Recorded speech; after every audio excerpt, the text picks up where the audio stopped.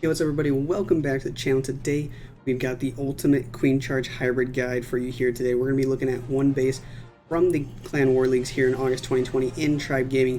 Going to break it down, see why we used Queen Charge hybrid on it, why it worked so well, and we're going to be just taking a look overall at the strategy, why it's so good right now. If you guys want to see more videos like this in the future, definitely let me know down below. But let's go ahead and get right into it.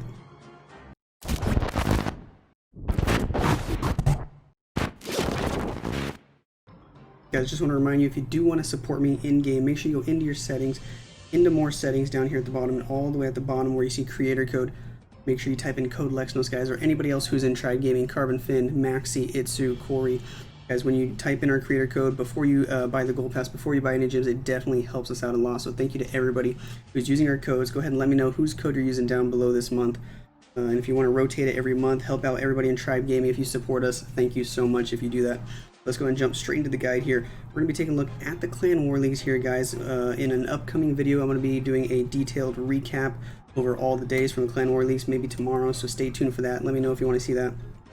But today, specifically, we're going to be taking a look at Queen Charge Hybrid here, and specifically, we're going to be looking at Tom's attack on, which base was it? It was in day number 6, and here it is, base number 10. We're going to be taking a look at this base right here, figure out why we wanted to use Queen Charge Hybrid on it, why it works so well, and exactly how Tom executed it here. So let's go ahead and take a look at the base and break it down a little bit. Now guys, Queen Charge Hybrid is one of those attacks that honestly you can force on just about every single base. If you execute it right, it's going to work 9 times out of 10 if you do it right, but it's also kind of hard to do right. Tom here likes to use the blimp, the Yeti blimp with his Queen Charge Hybrid, so kind of the old school attack that I featured on my channel months ago. As soon as the Yeti blimp became a thing, he uses it a lot, almost every attack, honestly, it feels like. So let's go ahead and see why he wants to do this. Let's break this base down just a little bit to see why he wants to use the Yeti blimp into a Queen Charge Hybrid. Now normally you want to look for pathing, good hybrid pathing on the base. You can already see here there's this nice little gap here that kind of creates some nice pathing for you, some natural pathing that you can use. So as long as you can break the funnel on one side or the other, you can create some nice pathing, and that's exactly what he's going to do. So he wants to make sure he gets the Town Hall, of course. They're in the Clan War Leagues, you cannot afford a 1-star. So he wants to get the Town Hall, but he also wants to charge it pretty easily. So what's the best ways you can charge it? You can come in from the top side. It's kind of awkward with this scatter shot here that she can't reach. You could come in from this side, but then there's this single target inferno. So that's where he's going to decide to use the blimp, actually. It makes more sense to use the blimp on an inferno tower than a scatter shot normally, not every time, but normally. Also, it just helps that this is a corner compartment. You can't really blimp this scatter shot because the single target inferno and the Royal Champ will kill the blimp way too early. So it won't really work charging the Town Hall from this side unless you blimp right here and try to get both these heroes and charge into this compartment. That actually could work. So he probably could have done that as well, but Tom decides on this attack particularly, he wants to walk from the bottom toward 3 o'clock and into the Town Hall compartment. So he's going to use his battle blimp early on the Inferno Tower here. Try to get the Queen down, try and pull the CC, make a bit of a funnel here, and then send his Queen right here from the bottom side in toward the Town Hall, where he can wall break into this compartment. That way Queen can reach the scatter shot, the sweeper, and get the Town Hall down and create some nice natural pathing where all of this will be down here. Queen will get all of that, and then he'll be able to hybrid into this section here just like that, with the King walking around the outside. Now we're going to talk a little bit later about why he decides to hybrid from this side instead of this side. There's always 2 options on which side to hybrid from, either with the Queen or opposite of the Queen, and I'll talk about when you want to do which one when we get about halfway through the attack. So let's go ahead and start the attack here and figure out exactly why or how this blimp goes and whether or not he decides to rage it and if it's good value. So let's talk about that a little bit. He's going to start off with 2 balloons on the mortar, 1 balloon on the archer tower just to kind of distract, check for any seeking air mines. You always want to do that when you're using a Yeti bomb.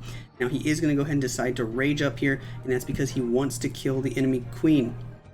Now you can only do that, it's only going to work if you're sure that your Yetis are going to target the enemy hero first instead of getting stuck on a skelly trap.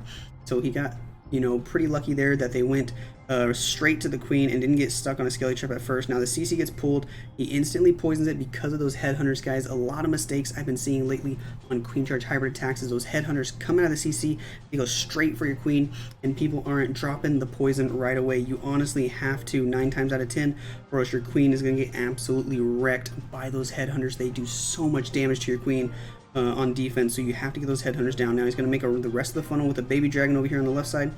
Drops a few loons and a wizard to make the funnel over here on the right side, because like I said before, he wants to get the queen to go into this compartment. He wanted her to get the scatter shot, but he got a little lucky. The Yeti bomb already took out the scatter shot, but this still would have worked even if the scatter shot was still there.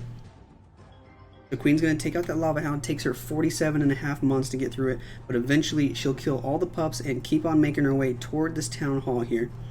And then once she gets over there, he's going to be able to wall break on the builder hut, and that's going to give her access to the expo, and the expo is exactly what's going to draw her in toward the town hall. So it's a good thing the expo is actually still there. There goes the wall break on the builder hut, perfectly placed. Queen's going to step up, get the arch tower, get the cannon, then she'll go back inside for the expo thanks to this little gap right here in between the air defense and the cannon. She's going to go inside for that expo. He's going to go ahead and rage her up, even though it might not have been needed, but he also wants to speed it up for time. There goes the next wall break. It's going to go all the way to that air sweeper, which is actually going to be really cool because it's going to give Queen access to the core here, which is going to make the pathing for the hybrid even thinner. Now let's talk about why he decides to hybrid from the left side instead of the right side. You guys probably hear me say in a lot of my videos, you want to hybrid from the same side as the queen. You know, if she's walking this way, you want to hybrid from this side like that to keep her alive and push her into the core. On this base, it's not necessary because the queen can stay alive without the help of the hybrid. Normally, you want to hybrid with the queen on those really compact ring bases in order to keep the queen alive. Otherwise, she's going to have too much damage on her. Because on those really compact ring bases, she can often fight against, 3, 4, 5 point defenses at a time, and it's just impossible to keep her alive unless you send the hybrid in to help. But on this base, all the defenses are so spread out that she can fight them 1 or 2 or 3 at a time, and she doesn't need the hybrid to help her to stay alive. So she can actually get the town hall here. Then she can start pushing into the core and get that Inferno Tower down. She's even going to walk all the way up and get that scatter shot on the back end, which is just going to be absolutely perfect for the hybrid here. They don't have to mess with any scatter shots whatsoever.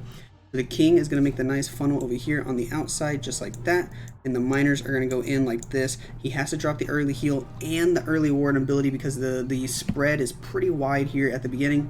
So you just have to get through that initial push, get through the eagle artillery as quickly as you can, and then it's smooth sailing from there, especially since the queen gets the clan castle out of the way right there with 1 more shot. And now the hybrid pathing went from being really wide at the start to all of a sudden it's super narrow. Look at that, how much thinner it gets over here, and queen's even going to wrap back up, get the expo, get the scatter shot out of the way so the hybrid doesn't even have to worry about it. So just beautiful job here by Tom, and notice how he's actually using his spells relatively early.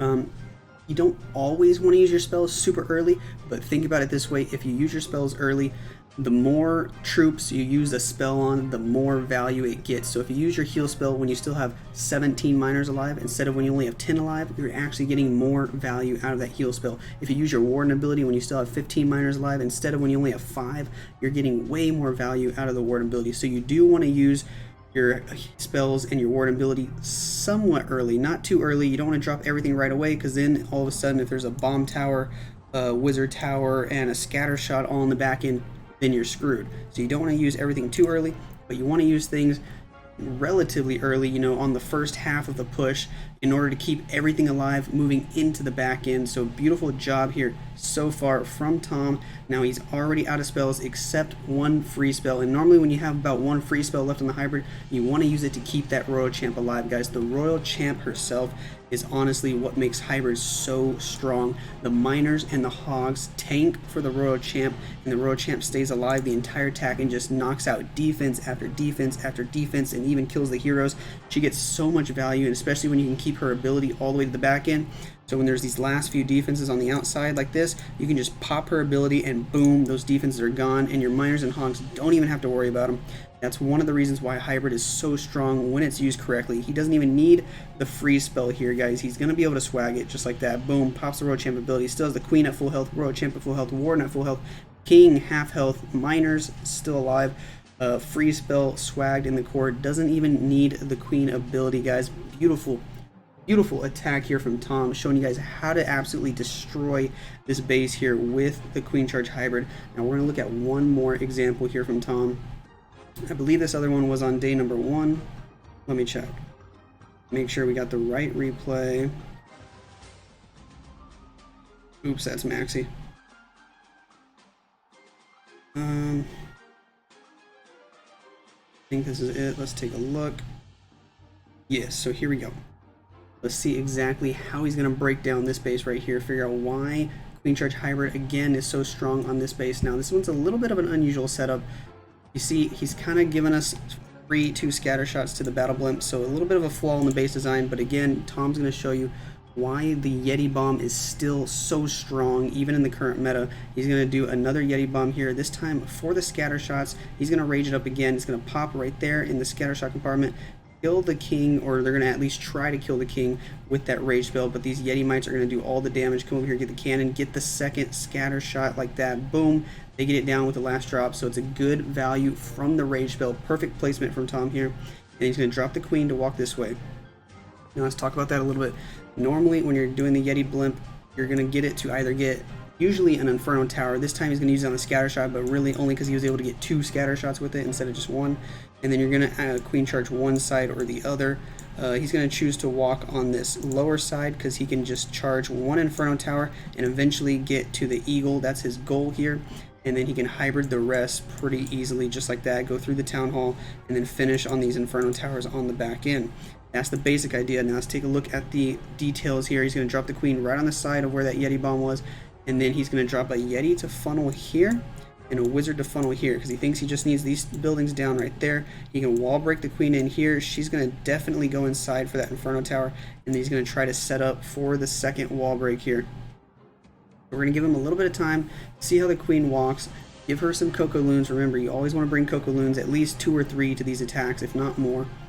So there goes the queen. She finds pretty much the whole Tesla farm, gets it out of the way nice and early. The enemy king is still alive here, but he only has about 10 or 20% HP, so it's not a big deal. He's going to have to rage up the queen and freeze that Inferno just to keep her alive here because it is a single turn Inferno. Now notice what he does with these hogs. This is actually really smart. In order to save his second freeze, he's going to drop a couple of hogs, not to take out the Inferno Tower, but just to distract it. The timing there was critical. The hogs got in range of the Inferno right before it came out of that first freeze. That way Queen has enough time to shoot the Expo, wrap back around, and shoot the Inferno before it kills her. So perfect job there with the hogs. He's going to go ahead and rage her up again.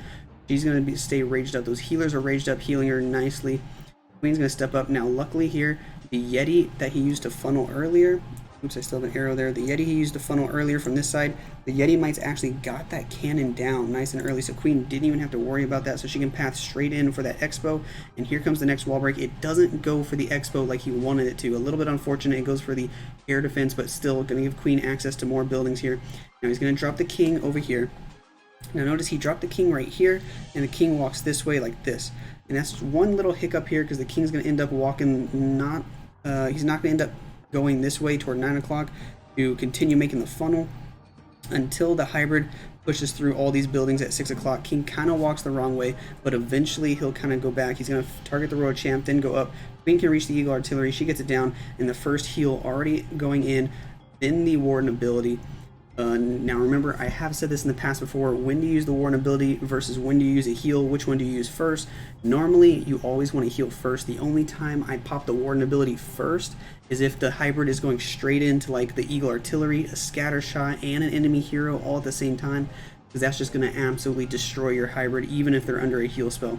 That's when you normally want to use the warden ability, is when they're taking the most damage, such as from a Giga Bomb or the enemy queen or the enemy royal champ, guys, because the enemy queen and the enemy royal champ honestly do more damage to your hybrid than you think. That queen can kill 4, 5, 6 hogs in a matter of seconds. It's crazy how much damage she can do.